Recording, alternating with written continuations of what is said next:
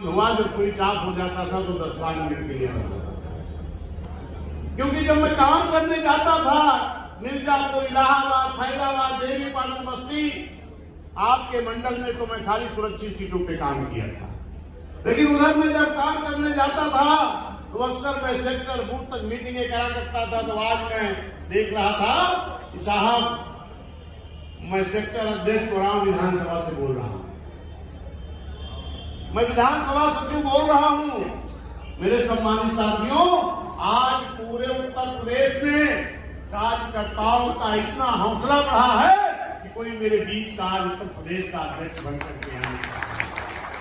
मेरे सम्मानित साथियों, मैं बहन जी का आभार प्रकट करना चाहता हूं और माननीय बहन जी को धन्यवाद दे रहा हूं, आभार प्रकट कर रहा हूं कि माननीय बहन जी जिस कार्यकर्ता को आपने कार्यकर्ताओं के बीच में भेजा है, आज पूरे उत्तर प्रदेश का कार्यकर्ता अपने आप को प्रदेश अध्यक्ष समझकर काम पर लगा हुआ दिखाई पड़ रहा है। क्योंकि मेरे सम्मानित साथियों, 20 तारीख को माननीय बहन जी ने अध्यक्ष बनाया है, 23 तारीख को 20 तारीख को शाम को बनाया गया, 21-22 माह को 2 दिन में व्यय किया था।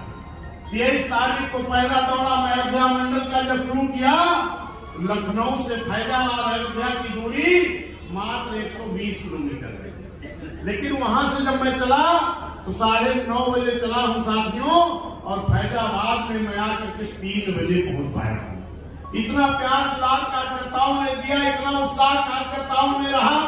उसके बाद 24 तारीख को मैं देवीपाटन मंडल में रहा, फिर आपके 25 तारीख बस्ती मंडल में भी रहा, और आज 26 तारीख में आपके बीच में आया हूं।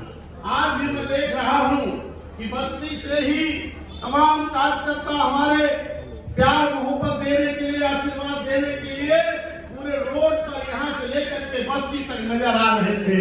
निश्चित है कि बहुजन समाज पार्टी के कार्यकर्ताओं में एक बड़ा जोश देखने को मिल रहा है। और यहाँ पर जब मैं पहुंचा हूँ, लगभग कई हजार की संख्या में लोग रोड के बाहर, यहाँ तो आप हम लोग बैठे हो, इससे ज्यादा तो रोड के बाहर लोग घूम रहे हैं।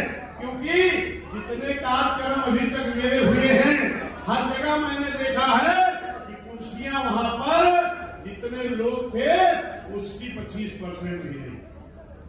आज यहाँ भी संख्या तो बहुत बड़ी दिखाई पड़ रही है, लेकिन इससे ज्यादा बड़ा हाल भी नहीं मिल सकता है। क्योंकि हाल भी मैंने देखा कि बस्ती में भी जो सबसे बड़ा हाल था वहां कार्यक्रम किया गया था। मेरे सम्मानित साथियों, मैं अब आता हूं आपकी मुख्य बात पर। सम्मानित साथियों, इस देश में डॉक्टर B.R. अम्बेडकर साहब ने, भैया आवाज में करीब आओ।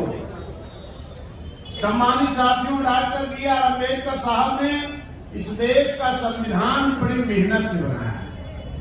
और उस संविधान में मैं आपको ध्यान दिलाना चाहता हूं कि 3 एक ऐसे पॉइंट रहे हैं कि जिन पर उस कमेटी में जितने लोग थे वो कोई व्यक्ति सहयोग करने को नहीं तैयार थे। नंबर 1 की डॉक्टर B.R. अम्बेडकर साहब बहनों के लिए, महिलाओं के लिए जो सम्मान की व्यवस्था उस संविधान में किए हैं, वो चाहे ब्राह्मण समाज की बहन बेटियां हो, चाहे क्षत्रिय समाज की हो, चाहे वैश्य समाज की हो, चाहे शूद्र समाज की हो, अगर बाबा साहब संविधान में व्यवस्था नहीं दिए होते तो आज भी महिलाएं हमारे रोड पर राजनीति में, समाज में नहीं दिखाई पड़ती। दूसरी चीज मेरे सम्मानित साथियों, वोट का अधिकार। Doctor B.R. अम्बेडकर साहब ने इस देश में रहने वाले सभी जाति, धर्म के, समाज के लोगों को बराबर का वोट का अधिकार दिया है। बाकी जितने लोग उस कमेटी में रहे हैं, उन सारे लोगों की मंशा थी कि सबको वोट का अधिकार न दिया जाए। वोट का अधिकार किसको दिया जाए? जिसके पास स्नातक शिक्षा हो, जिसके पास कई एकड़ जमीन हो, जिसके पास बड़ी लगान जमा करता हो। मेरे सम्मानित साथियों, अगर उस आधार पर वोट का अधिकार दिया गया होता, यहाँ जितने लोग बैठे हैं इनमें किसी को वोट का अधिकार नहीं मिला होगा। ना उस वक्त हमारे पास स्नातक शिक्षा थी, ना बड़ी जमीन थी, ना हम बड़ी लगान जमा करते थे। लेकिन डॉक्टर B.R. अम्बेडकर साहब ने कहा कि नहीं, अब रानी की पेट से राजा नहीं पैदा होगा, वोट से राजा पैदा होगा। तो वोट का अधिकार सभी जाति धर्म समाज के लोगों को बराबर का देने का काम किया जाएगा। मेरे सम्मानित साथियों, तब जाकर के सभी लोगों को वोट का अधिकार मिला। और तीसरा पॉइंट है आरक्षण। वहां बैठे आप। सम्मानित साथियों, आरक्षण के लिए डॉक्टर बी आर अम्बेडकर साहब ने एक इस देश में जो गुलामी थी, एक तो अंग्रेजों की गुलामी थी और दूसरी इस देश में रहने वाले बड़े बड़े राज्य रजवाड़ों की गुलामी थी, जिसको कहा जाता दोहरी गुलामी।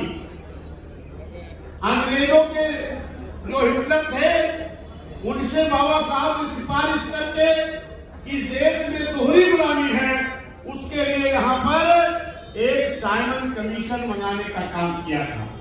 साइमन कमीशन किस लिए आया था, क्या काम था कि जो इस देश में आर्थिक रूप से, सामाजिक रूप से, राजनीतिक रूप से, शैक्षिक रूप से कमजोर लोग थे, उनका सर्वे डॉक्टर बी आर अम्बेडकर साहब ने साइमन कमीशन के द्वारा करवाने का काम किया था।